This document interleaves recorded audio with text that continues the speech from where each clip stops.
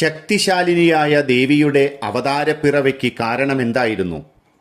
തപസ് ചെയ്ത് വരം സമ്പാദിച്ച അസുരൻ സർവ്വതും തന്റേതാക്കാൻ ശ്രമിച്ച് ദേവലോകവും കീഴടക്കി.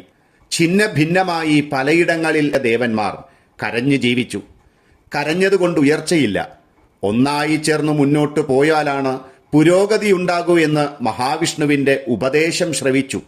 അതോടെ സർവ്വദേവന്മാരും ഒന്നായി തീർന്നു. അവരുടെ ശക്തി മുഴുവൻ ഒരിടത്ത് സമർപ്പിച്ചപ്പോൾ ദുർഗയുടെ അവതാരമുണ്ടായി.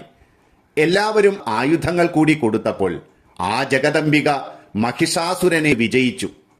ഛിന്ന ഭിന്നമായി ജീവിച്ചാൽ അസുരന്മാർ നമ്മെ കീഴടക്കി സർവ്വതും തട്ടിയെടുക്കും. നാം നമ്മുടെ ശക്തി മനസ്സിലാക്കി ഒരുമിച്ച് നിന്നാൽ ഏത് അധർമ്മകാരിയെയും തുരത്താൻ പറ്റും.